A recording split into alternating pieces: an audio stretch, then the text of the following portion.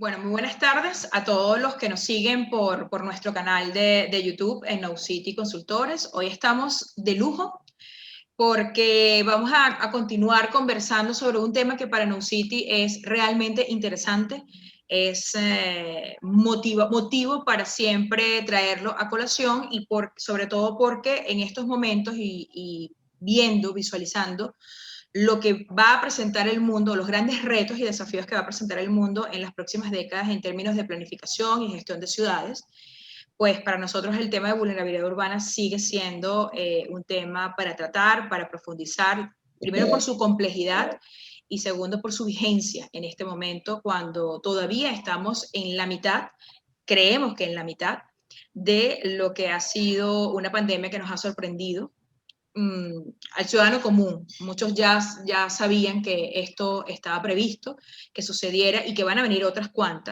tantas, pero para lo cual pues ha colocado en evidencia las vulnerabilidades que tienen nuestras ciudades, especialmente las ciudades latinoamericanas, porque las colocó sobre la mesa. Colocó las grandes desigualdades, como la población en una ciudad no vive una pandemia de la misma manera y bajo los mismos preceptos, porque esas desigualdades se ponen en evidencia justamente cuando un evento como pues inesperado, que de eso también vamos a conversar con nuestro invitado, coloca en evidencia dónde estamos, qué hemos hecho o qué hemos dejado de hacer para prepararnos para ese antes, durante y el después de un evento extraordinario. En esta oportunidad tenemos el privilegio de poder contar con de que nuestro querido amigo, porque es amigo, Jesús Delgado, quien pueda compartir con nosotros experiencia, su conocimiento, su carrera, sobre todo enseñarnos, porque además es profesor.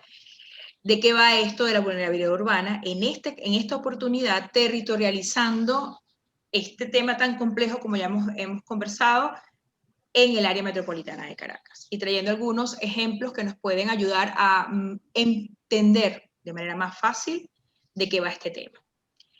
Nuestro invitado y bienvenido, Jesús. Jesús Delgado es geógrafo, es doctor en arquitectura, magíster en planificación urbana y posee especializaciones y cursos de diplomado en gestión integral de riesgos, planificación territorial de zonas de desastre, prevención y planificación de riesgos y educación, componente de formación docente de las Universidades Central de Venezuela, Central de Costa Rica y Nacional de Colombia, sede Manizales, Cataluña y de la Escuela Nacional de Protección Civil en España.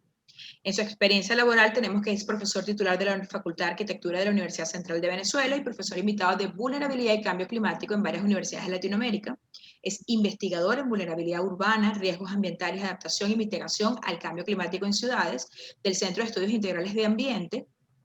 Profesor invitado de la Escuela Nacional de Protección Civil en España y, bueno, como consultor nacional e internacional y coordinador de proyectos de investigación en las áreas de evaluación de vulnerabilidad urbana, gestión integral de riesgos ambientales, mitigación de impactos ambientales asociados a procesos geológicos, geomorfológicos, tectónicos, y asociados al cambio climático y consultor en la formación de comunidades de práctica y conocimiento y gerentes de resiliencia.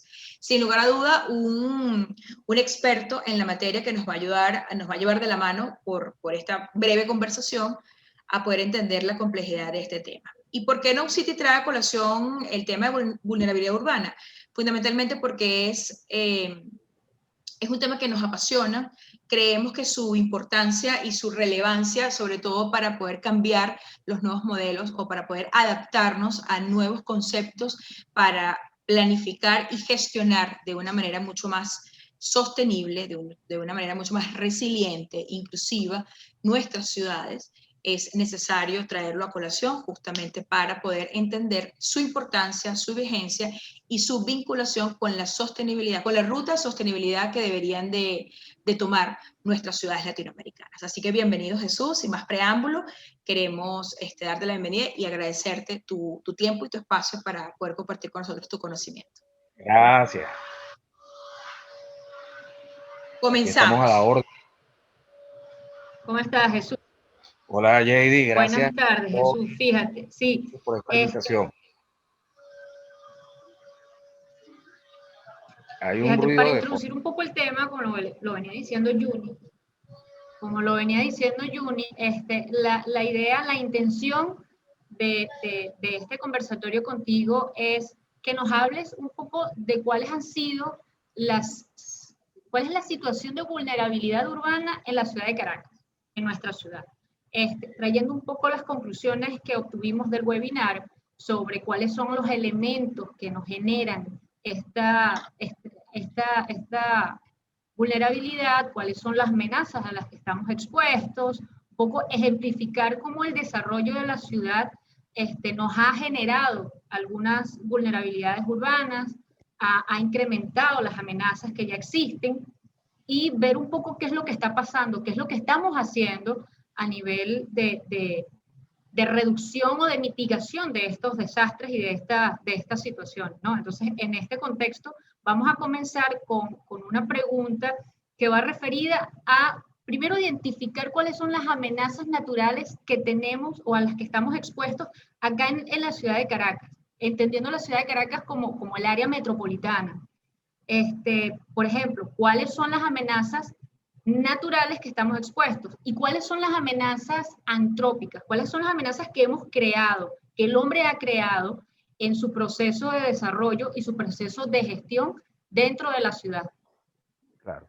Oh, muy buena la pregunta. Efectivamente, Caracas es una ciudad que tiene, y comenzó a llover en este momento, una amenaza muy principal, que por su situación geográfica está expuesta permanentemente a lluvias, y eso incluye en un valle, como es el caso de Caracas, trae consigo inundaciones pluviales por problemas de drenaje y inundaciones producto de la crecida rápida de ríos, lo que llamamos crecidas rápidas justamente, en el caso de las quebradas que bajan del Ávila, de una cordillera que está a 1.600 metros por encima de ese valle, con una pendiente de más del 100% en muchos casos, y que por lo tanto recoge mucha agua muy rápidamente y el sistema de recolección de agua, o sea, el sistema de drenaje urbano no la puede captar, lo que produce que rápidamente las quebradas o pequeños ríos que vienen del norte de la ciudad crezcan violentamente y colapsen la ciudad. Esto ocurre precisamente en el norte de la ciudad. Por otra parte, el río Guaire, nuestro principal río, es a su vez un río también no torrencial, pero que se le acerca, es decir, capta mucha agua en una cuenca de 75 kilómetros cuadrados que tampoco es capaz el canal que le construyeron en los años 50 de tolerarla ya, porque ya no es solamente el agua del río Guaire, ahora es todo el agua que se viene por la calle de toda la ciudad que no tiene la vegetación que tenía antes, que está totalmente pavimentada y que además de eso recibe las aguas negras o las aguas servidas de otras cuencas, como la cuenca del río Guárico. Si tú sumas toda esa cantidad de agua, por supuesto, el colector principal de Caracas no tiene la capacidad actualmente y por lo tanto la frecuencia de las inundaciones de ese canal en la parte este de la ciudad, que antes tenían una recurrencia de 30 años, hoy en día es casi anual. O sea, casi 1 o 2 años pasan para que se inunde el este de la ciudad, superadas el agua por el río Guaire. La última grande la tuvimos en el año 2005. Y la otra anterior grande fue en el año 1980. Después de eso es una ciudad sísmica. En realidad esto no es un valle. Caracas es lo que llaman un semi-graben o semifosa tectónica, es decir, que está limitada por fallas geológicas activas. Eso significa que la montaña, el Ávila, se mueve con respecto a Caracas y que el norte de la montaña, en el frente costero, también se mueve con respecto a la montaña. Por lo tanto, la ciudad está expuesta al movimiento sísmico permanentemente, todos los días. Lo que pasa es que no nos damos cuenta, pero los instrumentos sí se dan cuenta. Y cuando ocurre, como ya ocurrió en el año 1900, un sismo muy cercano, como fue el famoso sismo de San Narciso frente a la isla de Cubagua, cerca de Cabo Codera, bueno, Sí. se destruyeron cantidad de edificaciones, se dañaron otras tantas. Ya el sismo del año 67 fue mucho menos fuerte, fíjense que ya pasaron 67 años entre uno y otro y ya estamos casi a esa temporalidad del año 67, estamos en el 2020. Es decir, pronto o ya, mejor dicho, estamos en ese periodo de recurrencia de esta falla y no se ha movido. Hemos tenido, digamos, enjambre sísmico hacia la zona de Valencia, hacia la zona de Carabobo, pero no hemos tenido movimiento sísmico cerca. Por lo tanto, se está concentrando la energía. Eso significa que estamos expuestos en algún momento más o menos cercano a otro sismo fuerte. Y cuando digo sismo fuerte es una combinación de lo que es una ciudad fundamentalmente construida sobre sedimentos, o es decir, rellenos naturales o rellenos artificiales hechos por el hombre, que se comportan muy mal cuando se produce un sismo porque las ondas sísmicas se amplifican. Se comporta eso como una gelatina y todo lo que está construido se mueve mucho más de lo que el sismo en sí mismo generaría. Eso ahora, con la moda de hacer perforaciones, pozos de agua, justamente en esas zonas como Chacao, podría complicar la situación, por cierto. Y bueno, otra amenaza es la amenaza epidemiológica, que ahora la estamos viviendo con una pandemia, pero que si a esto le sumamos todo lo que significa tener un saneamiento ambiental inadecuado, muy poco eficiente, mucha basura en la calle, pozos sépticos que se desbordan, aguas negras que ruedan por la ciudad, entonces cualquier disparo de una epidemia, como puede ser el cólera, como puede ser una amibiasis, es difícil de controlar porque la situación de saneamiento ambiental pues no da para eso. Está la gente comiendo la basura en la calle, todo eso se complica en ese sentido. Entonces, ahí tenemos tres tipos de amenazas: la amenaza sísmica, la amenaza hidrometeorológica, como la llamamos, y la amenaza epidemiológica. Y bueno, el resto de la ciudad, al sur de la ciudad, son colinas sobre roca muy erodada y además muy alterada, lo que llamamos en geología roca metamórfica, meteorizada. Esa roca meteorizada o alterada no es otra cosa que un material suelto y dispuesto para caer por gravedad. Y si a eso tiene el empujocito del agua o de un sismo, pues por supuesto que se producen muchos derrumbes. Nosotros solamente en un año contamos 90 deslizamientos en la Dirección de Geología del Ministerio de Minas en los años 80. Eso se ha incrementado en zonas como El Hatillo, en zonas como Baruta. O sea, el sur de Caracas está en una zona muy inestable, la zona de Junquito también. Y por lo tanto, la desconexión que se produce en la ciudad cuando se producen muchos derrumbes severos y seguidos es bastante grave. Ahí tenemos así en un paneo las, digamos, 4 principales amenazas y la hermanita menor de todas, que es la caída de árboles, porque ya Caracas llegó a la edad en que tienen los árboles 60, 70, 80 y hasta más de 100 años. Y como no hay un tratamiento adecuado a la vegetación, todos los años se están produciendo caídas de árboles, de ramas de árboles, aplastamiento de vehículos y hasta personas han fallecido ya porque precisamente una rama de árbol es muy pesada. Como no podemos tumbar nuestros árboles, lo que se trata es de un proceso de poda sistemática y periódica. No se está haciendo. Ahí tenemos, digamos, las principales amenazas. Una cosa, o sea, aquí tenemos amenazas, digamos que a diferentes escalas, ¿no? Que pueden tener una afectación a diferentes escalas. Obviamente lo más localizado es esta situación de los árboles, ojo, que no deja de ser peligroso y que tal vez puede ser un poco más accesible o más fácil de atacar, ¿no? De poder mitigar, claro, de poder prevenir, ¿no? Así a es. nivel administrativo, por lo menos en la gestión de la ciudad. Y otra que es, bueno, un poco más compleja, como esta situación de sísmica e hidrometeorológica, donde, bueno, la escala es un poco mayor, ¿no? Es importante diferenciar, Claro. tener presente también esa diferenciación de escala que puede existir en las amenazas, ¿no? Y el impacto que puedan generar también. Así es. Es mucho más, la gestión municipal puede atacar muy bien el problema de la basura, debería hacerlo, igual que el problema de la poda de árboles. Esos son dos temas totalmente municipales, además legalmente establecidos. Ok. Okay, y las amenazas antrópicas. Fíjate. Mira. Ajá. No, déjalo con las amenazas antrópicas, que justamente quiero vincularlo por la parte del desarrollo urbano. Claro, mira, cuando hablamos de amenazas antrópicas, el espectro es bastante amplio. Nosotros en Caracas no somos una ciudad industrial, no tenemos grandes problemas a nivel de explosiones, a nivel de contaminación. En general, la contaminación caraqueña es la contaminación de los vehículos, pero sí tenemos un problema que es el diseño urbano de la ciudad. Caracas se construyó primero de espaldas al agua y además de espaldas al agua dejó muchas zonas que fueron eh, aprovechadas por la ocupación informal y se creó un proceso muy típico de nuestras ciudades latinoamericanas que llamamos la segregación social.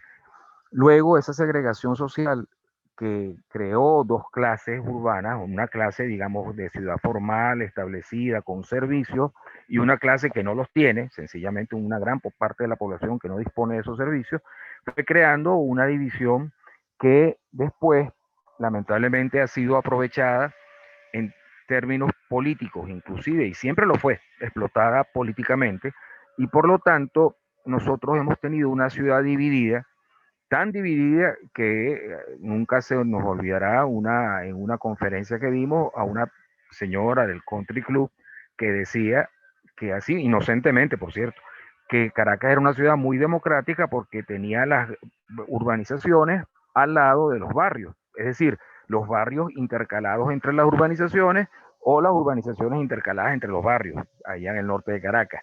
Claro, la visión desde arriba es esa, pero la visión en relieve, en perfil, te decía que las urbanizaciones están arriba y los barrios están hundidos en las quebradas. Y claro, la ciudad es una sucesión de quebradas y terrazas, quebradas y terrazas. Eso, sumado a la gran concentración de población en las colinas como Petare o Antímano, que no tienen solución de continuidad vial, que no hay forma de comunicarse con ellas con la vialidad terrestre, te genera entonces una zona sumamente peligrosa tanto por los eventos naturales que pueden ocurrir allí, como por la cantidad de procesos sociales que se generan, como lo que hemos llamado o se llama universalmente el gueto, la conformación de guetos. Caracas tiene lamentablemente varios guetos y esos guetos inclusive son de comunidades que llegaron a la ciudad en los años 70 y posteriormente. Entonces hay guetos de colombianos, guetos de ecuatorianos y tal. Bueno, todo eso pues llevó hasta este nivel en el gobierno más reciente en que se plantea el poder comunal, y el poder comunal no es otra cosa que una forma de apartheid. El apartheid, que así lo llamaban en Sudáfrica, es precisamente la segregación social en su mayor expresión, donde una sociedad o un grupo social no tiene contacto con el otro e inclusive llegan a haber relaciones de odio de clase. Y eso, lamentablemente, ahora está ocurriendo en nuestras ciudades. Entonces, allí está, digamos, la principal amenaza de tipo social que tenemos, de origen social, que tenemos en este momento en las ciudades venezolanas. Sobre todo en Caracas, que no es una ciudad industrial donde no podemos hablar. Entonces, creo que es bueno dejarlo muy claro, porque a nivel político inclusive han hablado de la geometría del poder, del Estado comunal, es decir, se están propiciando estas figuras que con buenas o malas intenciones, no soy yo quien para juzgarlas, pero que terminan por hacer esa separación o propiciar esa segregación. Y si a eso se agrega la eliminación de los municipios que está planteada, entonces, por supuesto, viene un proceso de anarquización, porque no va a haber el control y la planificación urbana en ninguna medida, sino que cada comunidad va a decidir cómo quiere crecer, cómo quiere organizarse a costas de los demás. Y eso va a ser un gran problema para una ciudad como, para poner un caso, si tuviera la posibilidad de mostrar la lámina, pero ni siquiera la tengo a la mano, el municipio, el Antímano, que es un valle y es a la vez un conjunto de laderas, tiene más de 100 consejos comunales. No hay comunicación entre ellos, unos quieren ponerle o tapar, embaular las quebradas, otros quieren botar la basura dentro de las quebradas, unos no saben de deforestación, otros no les interesa. Es decir, no se va a romper el conjunto o la visión de conjunto de la ciudad por la cual tanto hemos luchado quienes pensamos que las ciudades como Caracas deben ser áreas metropolitanas con una visión de conjunto y donde los servicios se prestan mancomunadamente.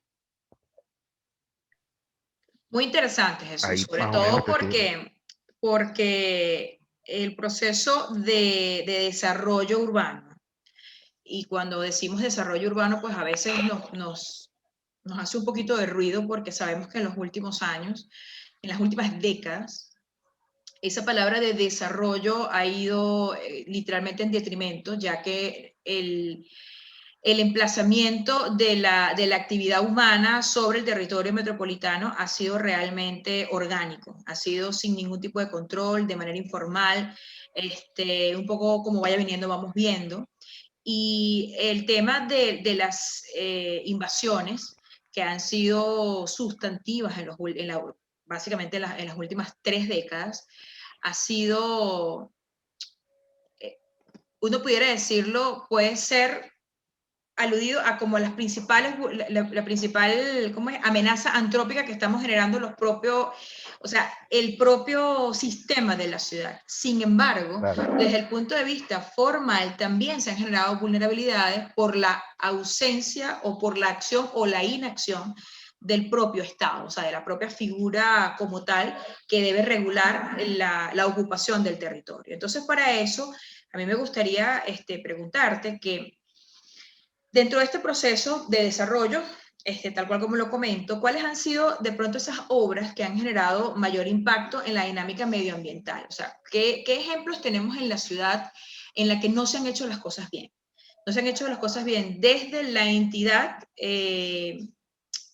controladora o desde la entidad que debería regular la ocupación del suelo urbano. Fíjate, si vamos de las macro obras o de las obras más importantes a las más locales, el principal problema fue concebir a Caracas en su diseño urbano con un sistema de autopistas paralelas a los principales ríos. La Caracas quedó totalmente, nuestra ciudad quedó totalmente dividida, fraccionada. Siempre vamos a hablar del norte del río Guaire y del sur del río Guaire, del este de la autopista del este y del oeste de la autopista del este, o como dicen, Santa Fe Este y Santa Fe Oeste, o Santa Fe Norte y Santa Fe Sur, perdón. Porque lamentablemente en este diseño urbano de generar una ciudad que originalmente tiene un plano europeo, un plano reticular, imponer una ciudad de alta conectividad tipo norteamericana con autopistas, distribuidores, en un espacio tan pequeño como lo es el Valle de Caracas, generó entonces, por supuesto, ese caos de una ciudad dividida y fraccionada. Pero además de eso, ya viendo que había poco espacio en la ciudad plana en los años 50, con toda la maquinaria que quedó libre de las obras del teleférico de Caracas, se comenzó a terracear la ciudad, a hacer una cantidad de obras cuando todavía había espacio en la ciudad, y ese concepto predominó. Y ahí comenzamos con Colinas de Bellomonte y todo lo que vino después de eso, con la voladura de las montañas de Caracas, una roca que al principio los ingenieros pensaban que era muy resistente, que eran los esquistos calcáreos, pero que con el tiempo se demostró que en cosa de años, de 10, 15, 20 años, se altera, que es lo que estamos viendo ahorita, pues. Esos polvos trajeron estos lodos. Es decir, comenzamos a volar una cantidad de rocas en los años 50 y 40 años más tarde comenzaron los derrumbes. ¿Por qué? Terraciamos la ciudad. Entonces, la segunda gran obra que se hizo para este urbanismo extraño de Caracas fue el terraceo. Pero no conformes con el terraceo, el material que sobraba de esas voladuras, las rocas que sobraban de esas voladuras, se vertió, se tiró sobre quebradas pequeñas. Luego esas quebradas fueron rellenadas y al ser rellenadas de esa manera, sin tener un control geológico adecuado, esos rellenos no eran más que unos botes de tierra y botes de roca mezclados con vegetación. Esa vegetación se fue alterando, pudriendo, dejó espacios entre las rocas y las rocas se fueron asentando. Por lo tanto, los rellenos comenzaron a moverse ya hacia los años 90. Y luego, en fenómenos como el terremoto de Caracas, que se derrumbaron varios edificios y se hubo que tumbar otros tantos, eso que un principio se depositó en lo que es hoy en día el aeropuerto La Carlota y que después fue llevado a zonas del sur de Caracas. Entonces, ¿qué pasa? Que hay urbanismo como las minas de Baruta que nada más y nada menos están montados sobre rellenos del terremoto de Caracas, o el nuevo centro comercial que está subiendo por los Naranjos. Esos son rellenos de edificios derrumbados en el terremoto de Caracas, donde estaban los autocines. Y así muchas partes, la gente no sabe que vive sobre zonas que fueron ocupadas por edificios en los Palos Grandes y que sus restos están en escombros tirados en el sur de la ciudad. Que fue un proceso, por cierto, muy largo. Tardó más de 2 años entre que se produjo el terremoto de Caracas y el tiempo que tardó eso en rellenarse. Pero muchas partes de Caracas, la gente no lo sabe, son rellenos, pues, del terremoto de Caracas, rellenos de inundaciones del río Guaire, y así estamos creando, pues, una ciudad que en zonas que parecieran no tan amenazadas por un terremoto como el sur de Caracas, porque la gente piensa que está en roca, realmente no es así, sino que están sobre rellenos artificiales hechos por el hombre. Entonces, tendríamos ya autopistas, terraceos, rellenos de valle, pero además tenemos el embaulamiento de muchos ríos que tienen cauce de agua permanente. En los años 50, esos ríos se embaularon en unas tuberías que llaman tuberías de acero corrugado. Esas tuberías de acero corrugado parecen unas láminas de zinc dobladas en forma de tubo, y la abrasión del río, de la arenilla que traen los ríos, se la fue comiendo. En cosa de 30 años, 40 años, comenzaron a hundirse las calles violentamente. Y por supuesto, tenemos una cantidad de calles en Caracas que en cualquier momento se hunden abruptamente, como pasó no hace mucho en la avenida Francisco de Miranda, cerca del Liceo Libertador, que se hundió un gran tramo. Bueno, sin ir muy lejos, todo el bulevar del Cafetal es un relleno, por allí pasaba la quebrada de la Guairita. Imagínense ustedes que un río del tamaño de la quebrada de la Guairita, que pasaba por todo el bulevar del Cafetal, fue desviado con dinamita y lo hacen desembocar por donde hoy en día desemboca, a la altura del cementerio de la Guairita. Pero entonces todo el bulevar es un relleno, y todas las tuberías que se van rompiendo allí y van erodando por debajo generan esos derrumbes, esos hundimientos violentos que se producen cada tanto tiempo en el bulevar. Es decir, son alteraciones que nosotros mismos o los gobiernos han permitido, que el sector privado ha desarrollado, lo que decía Yunixa, y que genera amenazas que están allí latentes, que son también de origen antrópico, evidentemente, y que en caso de un sismo fuerte se van a manifestar mucho mejor, es decir, van a producirse hundimientos, etcétera. Eso, sumado a la cantidad de quebradas que están embauladas, como la quebrada Seca en Altamira, que por supuesto una cuenca de más de 4 kilómetros cuadrados termina en un tubito de 3 metros de diámetro, 4 metros de diámetro, a la entrada de la avenida Libertador, en el distribuidor Altamira. Bueno, es evidente que todo ese volumen de agua, que cuando llueve en Chacao es muy rápido, muy violento, termina por desbordarse y inundar toda la autopista Fajardo a la altura de La Carlota. Y ya eso es un fenómeno que se producía cada 10, 15 años, hoy en día es anual. Todos los años, por lo menos 1 o 2 veces, se tapa la autopista Fajardo justo en su parte más ancha, justo enfrente a La Carlota. Todo por haber embaulado de esa manera la quebrada Seca, la quebrada Cebucán, la quebrada Agua de Maíz. Estamos hablando pues de un nuevo fenómeno hecho por el hombre y muy reciente. Así que diríamos que autopista o diseño urbano, terraceo, relleno de valles y embaulamiento de quebradas fueron el gran daño que le hicimos a nosotros, a esta ciudad, con su diseño urbano. Porque no solamente al embaular las quebradas de esa manera, cuando tú tapas una quebrada, construyes al lado de la quebrada, cosa que no ocurre si se hubieran respetado las zonas protectoras, las áreas verdes al lado de las quebradas. Entonces no hay un espacio de amortiguamiento entre el agua y la ciudad. Directamente el agua está en la ciudad. Muchas veces inclusive hay barrios que están por debajo del nivel de la quebrada. Si ustedes se meten en Agua de Maíz, por ejemplo, que ha sido varias veces inundada, hay casas que están por debajo del agua, por debajo del agua. Es decir, que cuando sale la quebrada por arriba por los colectores, la puerta de la casa queda abajo y bueno, eso se tapa completamente. Bueno, ese tipo de cosas están pasando en esta ciudad.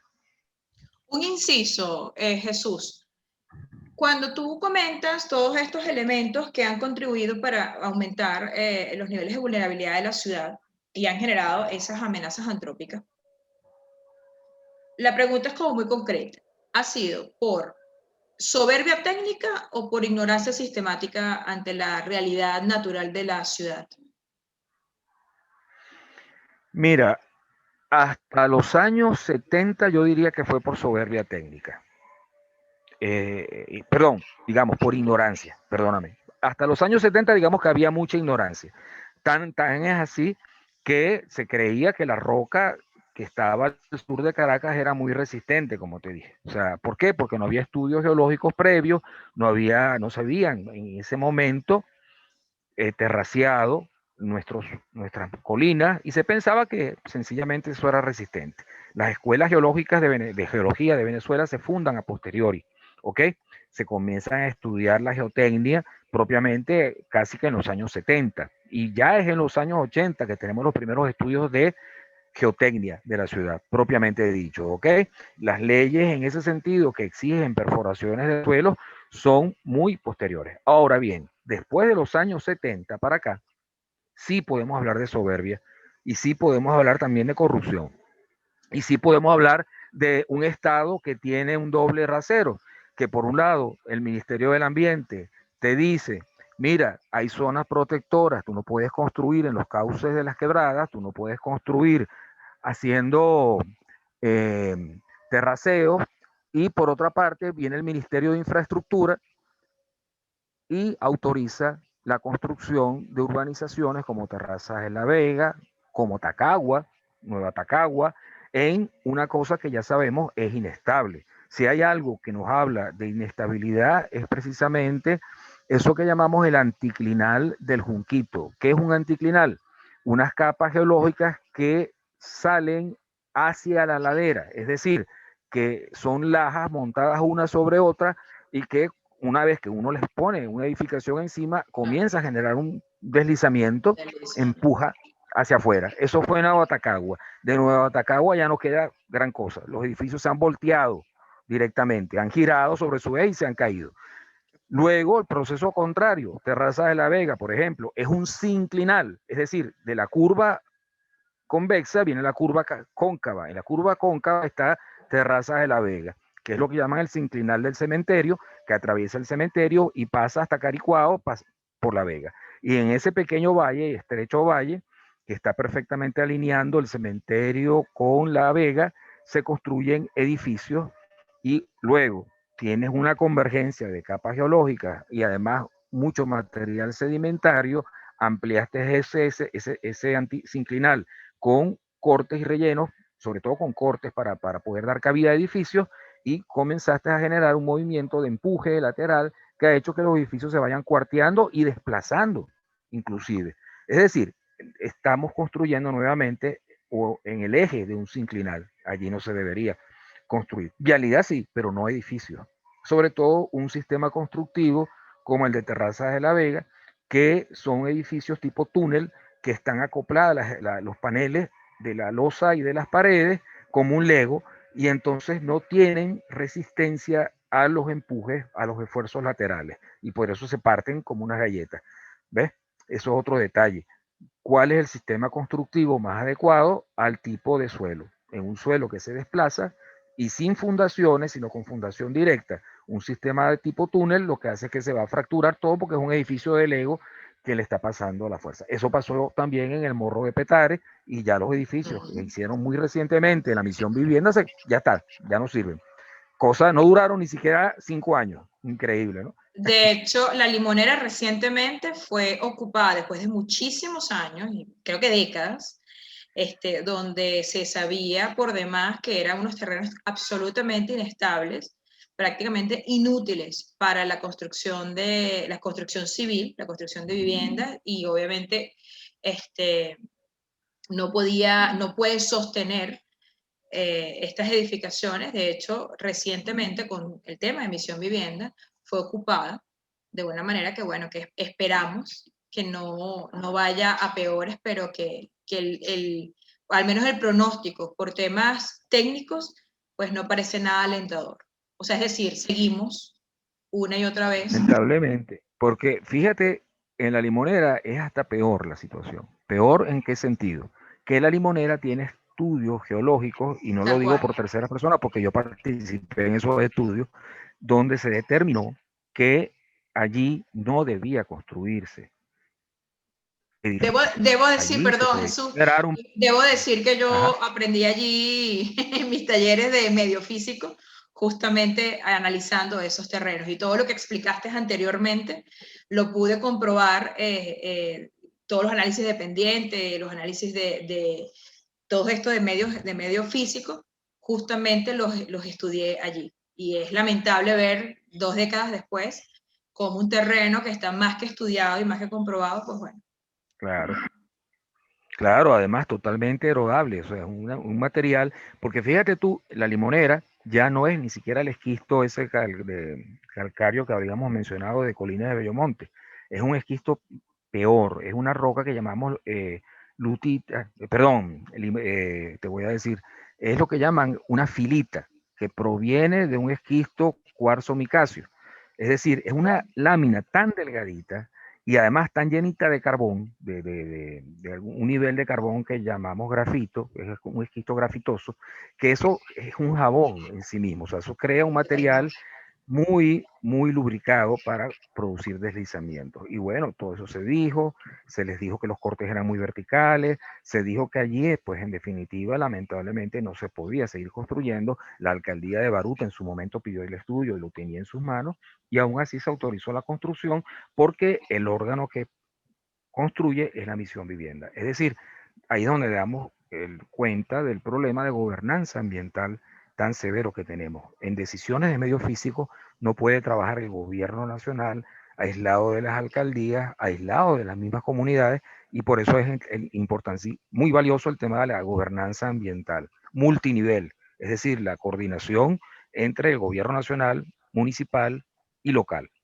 Ese Y tema lo local vamos, digo a nivel de comunidad. vamos para allá con el tema de la gobernanza, porque definitivamente Sí. todo conduce, todos los ríos van a conducir justamente a ese tema. Pero vamos a adelantarnos con otra. Jade, cuéntanos. Sí, fíjate, Jesús, con todo esto que hemos hablado ya, ¿no? De más o menos identificar un poco las amenazas, tanto naturales como antrópicas a las que estamos expuestos, con todo este escenario de desarrollo urbano que hemos tenido, donde lamentablemente hemos generado nuevas amenazas y hemos generado también situaciones de vulnerabilidad o aumentado la vulnerabilidad, te pregunto, en la actualidad, en este momento, ¿cuál es el escenario de riesgo de desastre más probable al que estamos expuestos desde el punto de vista natural y desde el punto de vista antrópico? ¿Qué es lo que podría ocurrir mañana? ¿Cuál es el escenario de riesgo que podría ocurrir mañana? Te pregunto. Mira, sí, sí, sí, sí. Ahí. ¿Tú te recuerdas que hace un ratico te mencioné que cuando se cayeron 4 edificios en Los Palos Grandes y hubo que demoler algunos más, tardaron 2 años los escombros en la Carlota para ser sacados hacia las minas de Baruta y hacia el sur de Caracas? Si estamos hablando de apenas 4 edificios, yo siempre lo estoy diciendo, imagínense lo que significa ahora que se nos derrumbe Petare y se nos derrumbe Antímano y se nos derrumbe una buena parte de las zonas de barrio que están en las quebradas, porque ya no estamos hablando de ranchitos. El terremoto del año 67 no tumbó ranchos. ¿Por qué? Porque los ranchos no se caen en los terremotos, porque son láminas de zinc, cartón, como las cantaba Ali Primera, de un piso, autoapoyada. Eso no hace daño, eso no mata a nadie. Pero ustedes se imaginan que en los barrios de Caracas ahorita tenemos casas o edificios de 5, 6, 7 y 8 pisos, donde las columnas a veces son parachoques de carros, donde en un piso no hay a veces ni siquiera columnas, ni vigas, ni nada que sea soporte estructural. Es decir, tenemos tal garabato ahí y tal cantidad de garabatos en la construcción, que lo que se viene es un derrumbe masivo de edificios, porque ya yo no los quiero llamar ranchos, es decir, son cosas que tienen varios pisos, que no tienen acceso, para las cuales no hay vialidad de acceso además. Muchas de esas casas hay que pasar agachados en situaciones de ese tipo para llegar hasta esas casas. Si eso se derrumba, ¿cómo llegamos allí? Ustedes se imaginan solamente en la zona de Katia, el Junquito, donde adicionalmente eso está tapado de cables de alta tensión. No podemos llegar ni siquiera por helicóptero. Eso se nubla todas las tardes por un fenómeno local. Todas las tardes allí hay neblina. ¿Quién maneja un helicóptero? ¿Quién pilotea en neblina? Y además, cuando eso está tan densamente poblado de cables de alta tensión. Entonces, es imposible un rescate inmediato en una zona. No hay donde, no hay espacios abiertos donde un helicóptero pueda aterrizar y se necesitarían muchos helicópteros además para hacer un rescate masivo. Imagínense lo que pasó en Vargas. Vargas tuvimos que sacar a la gente por helicóptero. Fue el rescate por helicóptero más grande de América del Sur hasta la época. Al momento que se hizo Vargas, nunca había habido un training de helicópteros tan tan bien hecho y tan compacto, con la participación de varios países que trajeron también ese tipo de elementos. Pero en el caso de Caracas, si se nos derrumba, además, la vialidad, porque ustedes saben que la carretera vieja Petare-Guarena se va a derrumbar, que la carretera Caracas-La Guaira se va a derrumbar, que la autopista o carretera panamericana se nos puede derrumbar, que la bajada de Tazón a la altura de Hoyo de la Puerta se nos puede derrumbar, que la carretera que comunica a la Hoyo de la Puerta con la Universidad Simón Bolívar se nos puede derrumbar muy fácilmente. Es decir, tenemos una ciudad que se puede bloquear si esto nos agarra, como nos agarró, porque vean que sí puede pasar en septiembre del año 2009, que la gente a veces no lo recuerda ya, que cayó un inmenso aguacero, eso fue un día sábado, y ese mismo día tembló fuerte, y la gente lo agarró el aguacero y el sismo en paralelo. Imagínense que nos agarra así, pues en plena lluvia y en un sismo. Entonces, bueno, se Debo combina todo. decir que ese temblor para mí fue aterrador porque yo en ese momento estaba en Las Mercedes, se había desbordado el río Guaire, o sea, la inundación estaba justamente en el Río de Janeiro. La Río de Janeiro estaba completamente anegada y prácticamente no se podía salir del edificio. Y tembló muy fuerte. Lo recuerdo como si fuera ayer, así que fue algo que también me marcó muchísimo, justamente por los dos fenómenos al mismo tiempo, el tema de la lluvia Claro. y el tema del movimiento sísmico. Bueno, y si estamos teniendo lluvias fuertes más frecuentes, por lo tanto la probabilidad de que eso se dé o que esa combinación perversa se dé es cada vez mayor. ¿Ves? Entonces, claro, no podemos olvidar ese detalle. Pero además se puede derrumbar el canal del río Guaire. O sea, si hay algo que nosotros tenemos que tratar de impedir que eso ocurra, porque se puede represar un tramo del río Guaire y eso no es imposible. Imagínense nada más que han hecho unos puentes que son muy útiles, no se puede negar, unos puentes militares que conectan el norte con el sur por el río Guaire. En un sismo de esos, un puente puede caerse. No se rompe el puente es es compacto, pero cualquier represamiento por árboles, por vehículos, díganme ustedes en la nueva ampliación de la autopista Valle Coche, que es muy factible que caiga un vehículo ahí mismo y el canal quede totalmente trancado. O sea, ese tipo de cosas como el represamiento de ríos son ahora factibles. Antes no lo eran, ahora son factibles. Entonces, bueno, imagínense ahí, pues se desborda hacia los lados.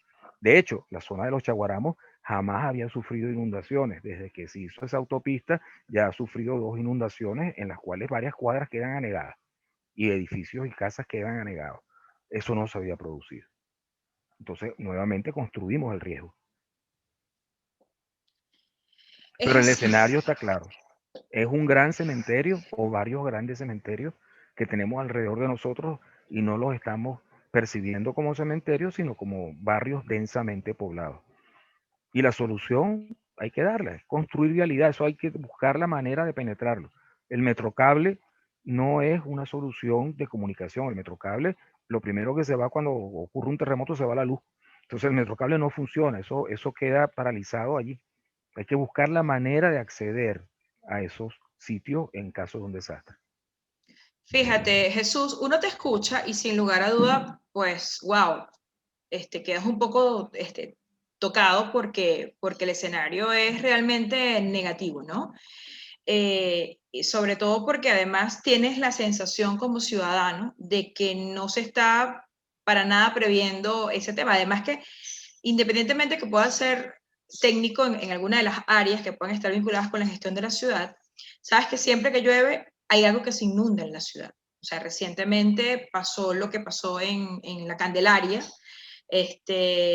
pasa lo que pasa en los sectores de Altamira. Ya uno como que tiene predeterminado que siempre está una alcantarilla que no hay forma ni manera de que nadie la limpie con previsión, ¿no? Pero suena un poco aterrador. Sin embargo, tiene que haber algún tipo de acciones que deben suceder para que efectivamente no lleguemos a esos escenarios tan catastróficos que además se han pronosticado una y otra vez, pero es como que el lobo nunca llega, ¿sabes? Pasa, por ejemplo, con el tema sísmico. Es que va a llegar el terremoto y no llega, o sea, el terremoto de los 100 años y todo esto. El tema de las inundaciones, vimos lo que sucedió bueno, todos los vivimos, lo que sucedió en Vargas, y sentimos que eso pareciera que no puede ser susceptible de que pase a la vertiente sur del Ávila, ¿no? Entonces, yo quería preguntarte en ese sentido, ¿qué nos pasa? Que no tomamos en serio lo que son la nueva realidad del planeta. ¿Qué nos pasa? Que no estamos hablando un idioma que está conversándose en todos los escenarios políticos, ambientales y de concertación a nivel global sobre lo que está previsto, sobre el fenómeno, por ejemplo, del cambio climático, que va a generar unos grandes cambios atmosféricos y va a generar una cantidad de cambios en todo lo que es el sistema natural del planeta, en la cual deberíamos estar comprometidos y deberíamos estar atentos, porque al fin y al cabo todos estos cambios se traducen en pérdidas materiales y en pérdidas humanas. Y al tener pérdidas, cuando tú comentas, por ejemplo, si se tardaron 2 años en poder reubicar todos los escombros que se produjeron en la parte de los palos grandes, imaginemos por un momento las consecuencias, por ejemplo, no solamente de los sectores populares, ¿sí? Al momento de un sismo de gran magnitud, sino, por ejemplo, en las últimas construcciones que se han tenido de vivienda social a lo interno de la propia estructura urbana, de la propia trama urbana, que para nadie es un secreto que ha obviado toda la normativa vigente, que a pesar de que está obsoleta, todavía está vigente y es la que es. Y sencillamente no ha habido entendimiento desde la instancia nacional con los gobiernos locales, con, por ejemplo, con los gremios profesionales que investigan o que son los conocedores de los temas. Entonces, cuando tú ves tantos temas, tantos componentes o tantos factores que pueden maximizar, o pueden hacer más grande el problema, mi pregunta que cualquier ciudadano te puede hacer es, ¿qué nos pasa que no tomamos en serio el tema ambiental? ¿Por qué en nuestra cultura, por qué en nuestro proceder en la gestión, en la planificación y gestión de la ciudad, el tema ambiente no es un tema importante, no es un tema de primera línea y además transversal a cada una de los componentes de desarrollo de la ciudad? Sí, eso es una pregunta que da en sí misma para un conversatorio, ¿viste? Para Yo lo sé. comenzar desde aquí a hablar. No es un tema muy fácil, pero claro, primero hay muchos intereses. Hasta muy recientemente el ambiente como tal se ha entendido naturaleza. Es decir, hay una confusión, hay que estar claros en eso, que cuando tú hablas de ambiente, hablas de naturaleza, y eso no es exactamente así. De hecho, hasta en el Plan Metropolitano de Caracas 2020 se hablaba del componente ambiental y bueno, la gente pensaba precisamente en las áreas verdes, la fauna, la flora, y no estamos entendiendo que el ambiente tiene mucho más que ver con la interdependencia que hay entre cada ciudadano y su entorno inmediato y luego una cantidad de entornos que no puede ver, pero donde la interdependencia realmente es lo que vale como tema ambiental en sí mismo, es decir, cómo cada ciudadano valora el paisaje, valora lo que tiene alrededor. Y eso no se está enseñando, porque ahí es donde comienza el problema y donde hay que comenzar a buscar la solución. Eso que llaman la educación ambiental o educación para el desarrollo sostenible.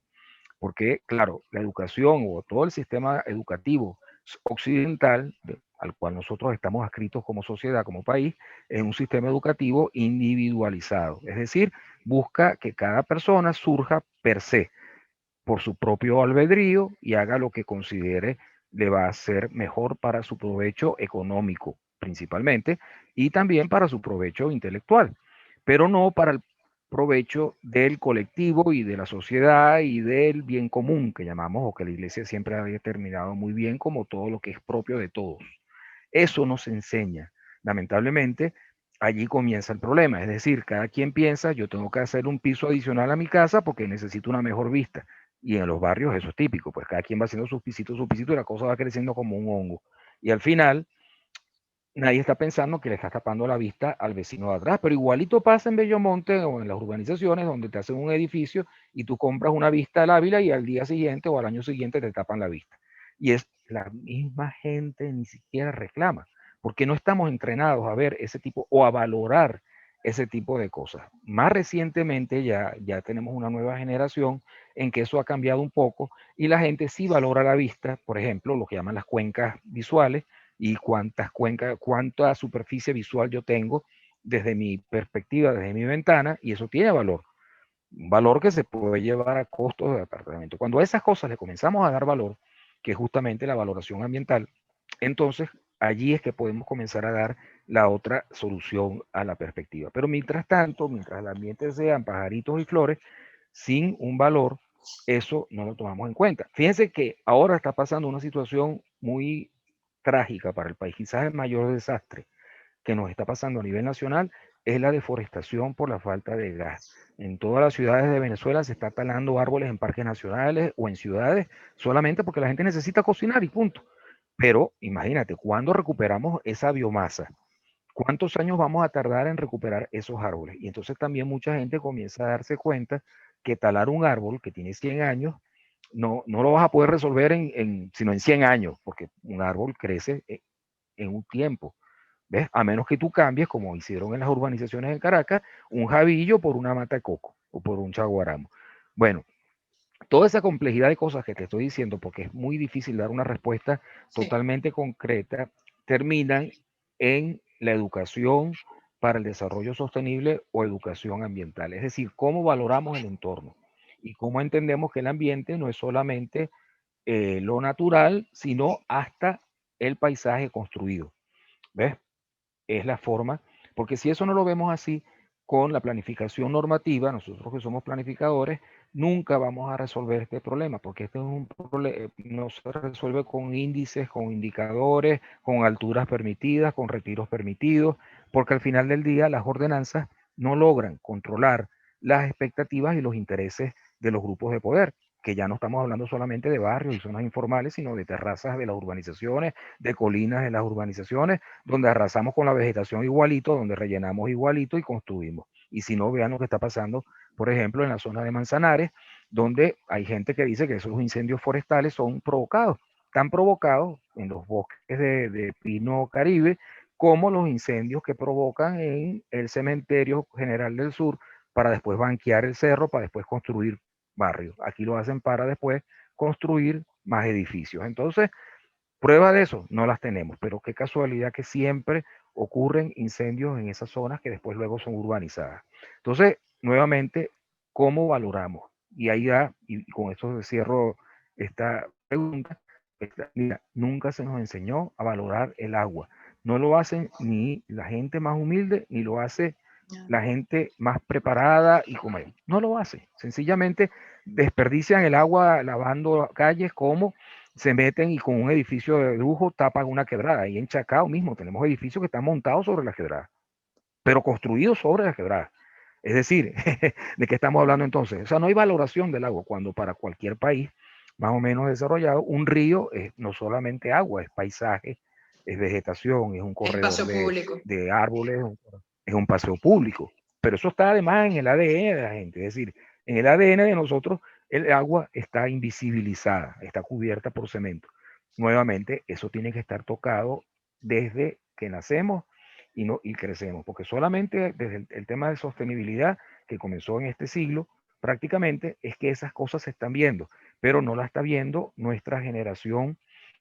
¿Por qué? Porque adicionalmente en Venezuela tenemos un problema. El espacio geográfico es un espacio de poder. Y eso que tú dijiste sobre la construcción de edificios en espacios que nunca debieron haber sido hechos, como decir avenidas con alto valor del suelo, ahí montamos un edificio de misión vivienda, o en un relleno en la subida de Cumbres de Curumo, en una cosa que se va a caer los edificios más temprano que tarde. Bueno, pero es que es importante tener como pequeños cuarteles esa segregación espacial que estábamos hablando, como pequeños puntos o cabezas de playa en toda la ciudad, porque ahí sabemos que hay un mecanismo o una estrategia de defensa. Es decir, al lado de cada ministerio o cada edificación estratégica hay que construir edificios de vivienda. Y si no, pregunten a Fuerte Tiuna, pues. ¿Quién va a bombardear hoy en día Fuerte Tiuna?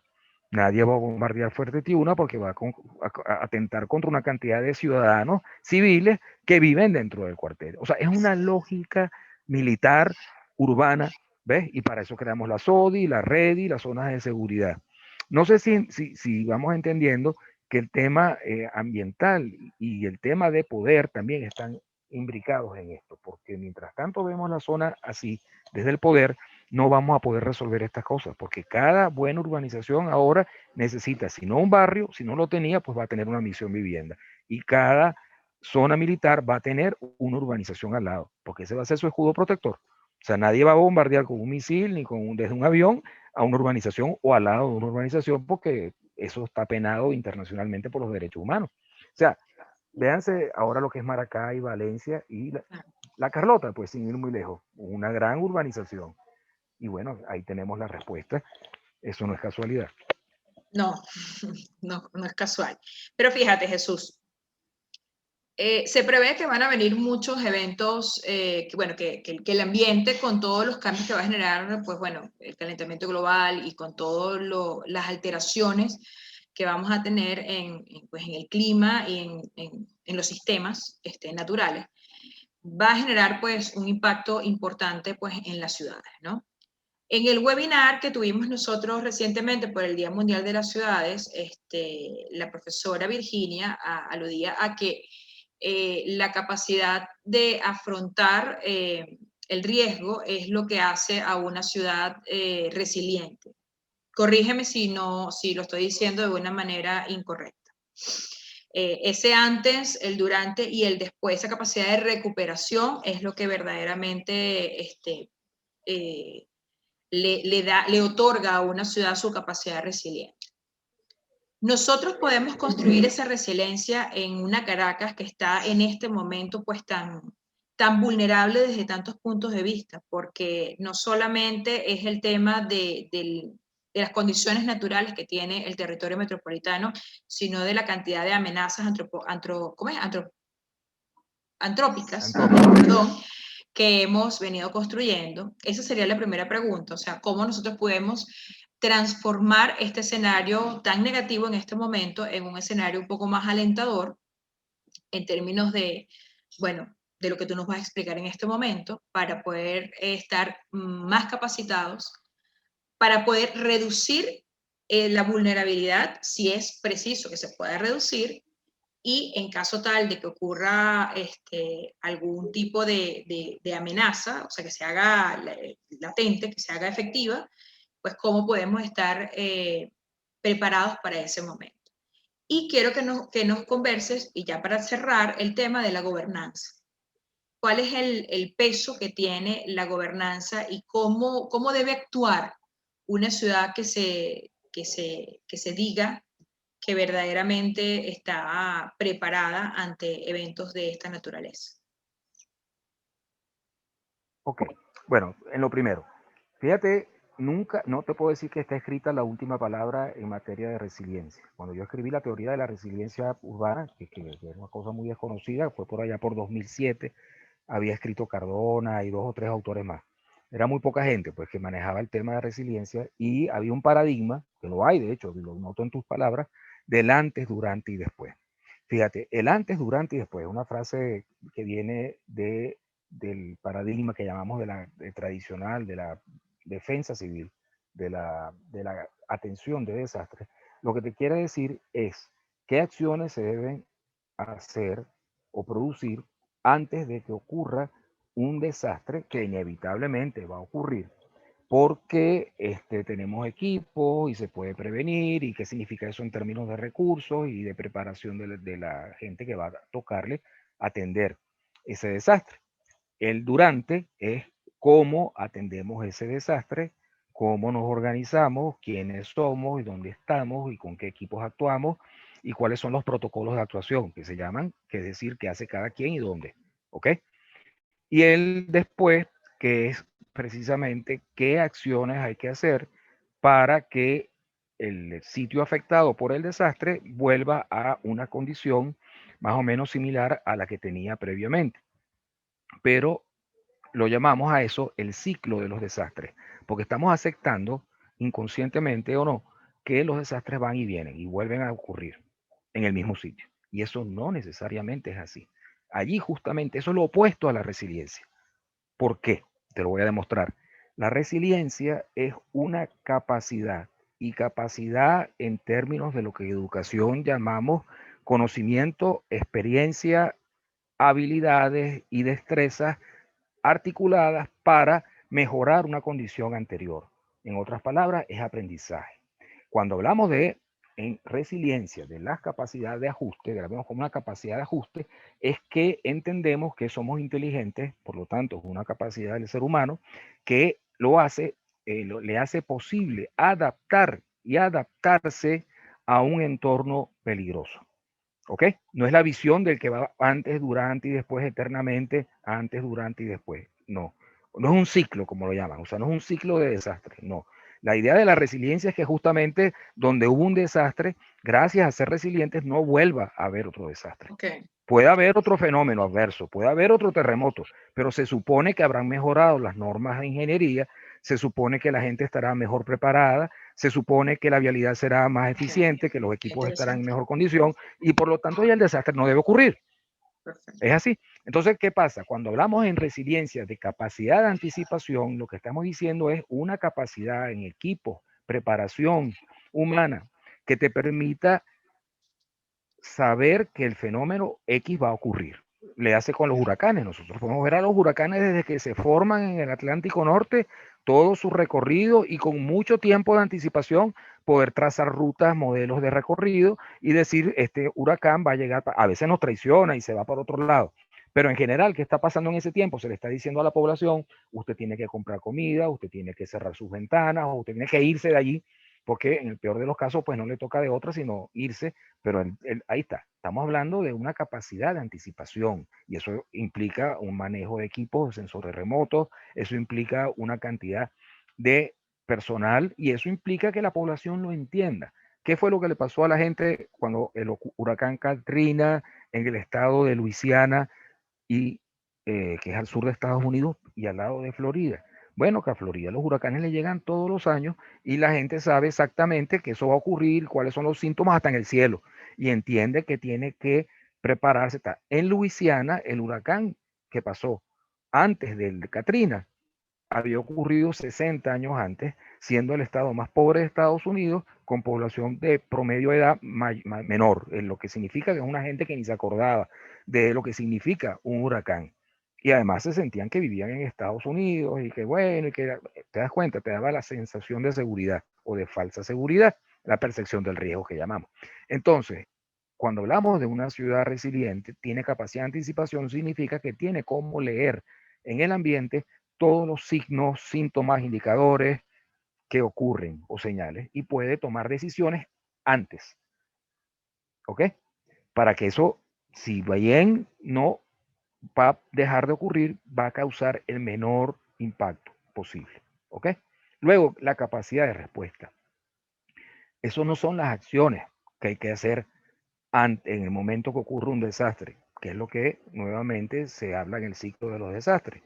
El durante significa que los bomberos se van a organizar con los carros de bomberos y las ambulancias van a estar en tal parte y los helicópteros van a estar preparados para despegar y se necesitan cuántas cajas de primeros auxilios y los hospitales cuáles van a funcionar.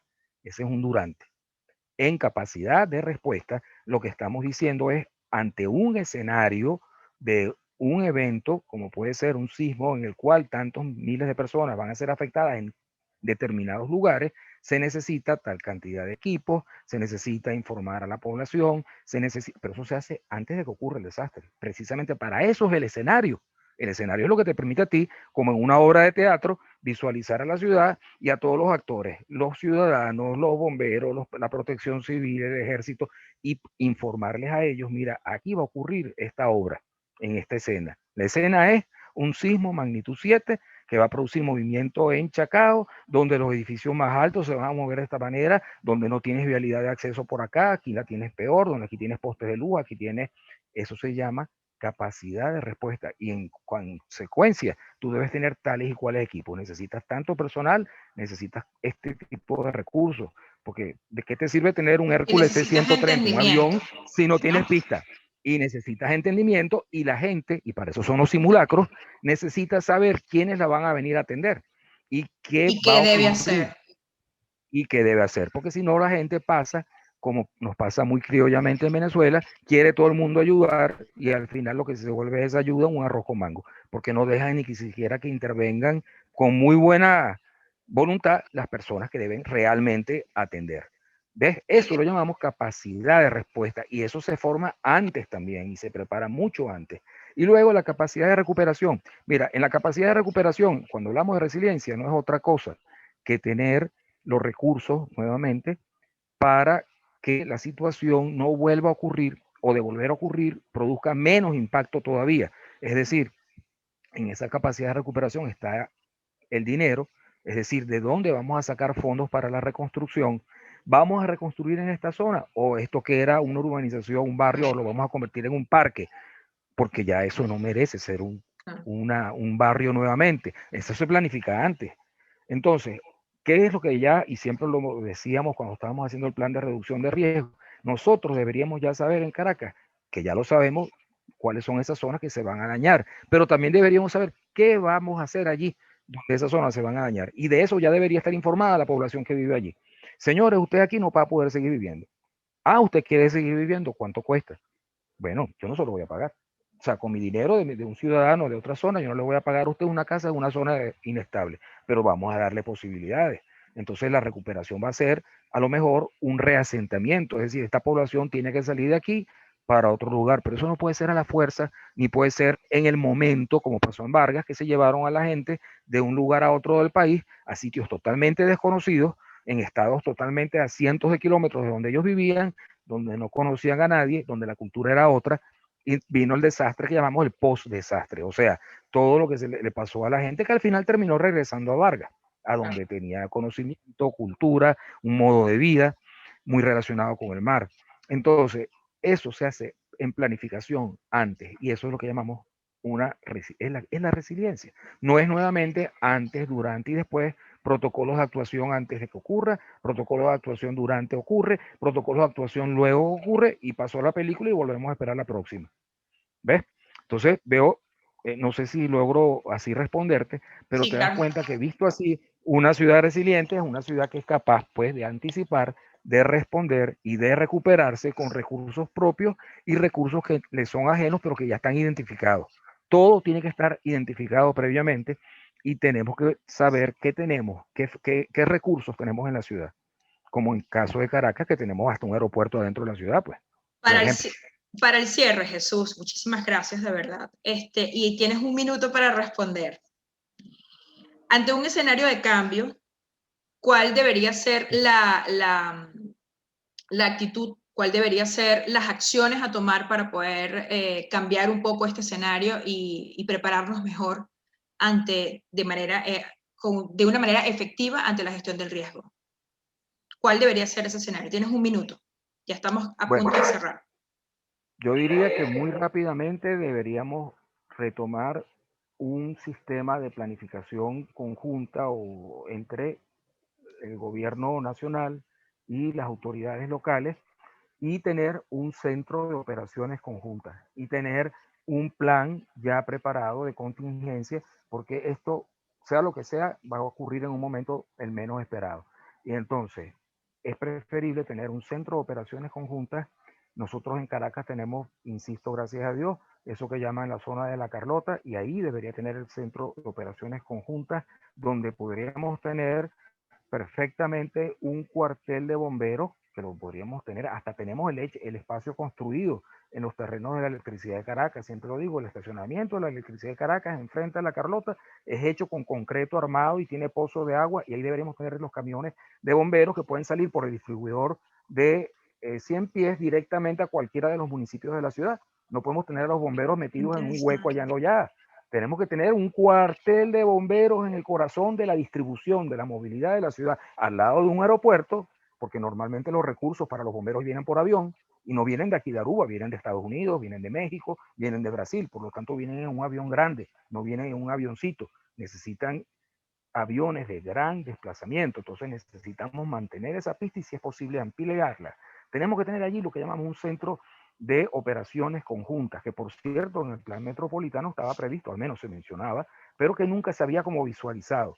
Y ahí está el sitio, ese es el corazón geográfico de Caracas, equidistante de cualquier lugar de la ciudad, de donde pueden llegar los recursos externos y hacia donde se puede distribuir por tierra o por helicóptero los recursos más locales, a los sitios donde hayan pasado la tragedia. Eso lo podemos hacer inmediatamente, porque eso es una decisión política. Es decir, autorizar que desde ya ese centro que está conectado entre la Carlota y sus alrededores, y me refiero específicamente al distribuidor de 100 pies, a los terrenos de Corpoelec, esa zona ya podría ser transformada con la misma infraestructura que tiene, porque como les he dicho a mucha gente, los hangares son hospitales. Un hangar en 2 o 3 días lo conviertes en un hospital. Y mira cómo hemos necesitado hospitales de campaña ahorita. Hemos llenado el poliedro, hemos llenado hoteles, hemos llenado cantidad de edificaciones que van a quedar deterioraditas por un tiempo. Cuando un hangar no más que era remover lo que tenía dentro y meter allí el equipamiento. Y ahí tienes hasta para varios pisos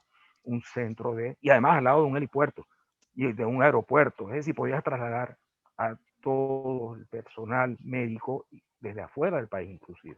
Entonces, lo tenemos a la mano. Es una decisión política, yo lo sigo diciendo, puede ser un parque, como no, y podemos compartir muchos usos allí, pero no podemos perder ese gran recurso que tiene Caracas de tener un aeropuerto en el centro de la ciudad, cosa que todas las ciudades ya están haciéndolo, por cierto, no es que somos únicos, cualquier ciudad como Mérida lo podría hacer, Quito lo hizo, es decir, cualquier ciudad atrapada entre montañas cuya vialidad se puede derrumbar, necesita tener acceso por aire y un acceso a elementos que sean grandes. Y todavía no existen los aviones de despegue vertical que tengan gran capacidad, en lo que llamamos autonomía de vuelo. Los aviones con autonomía de vuelo son de despegue por pista, y si la pista es más larga, pues mucho mejor, y si ya la tenemos construida, pues mucho mejor. Entonces no perdamos de vista que tenemos un gran recurso en Caracas.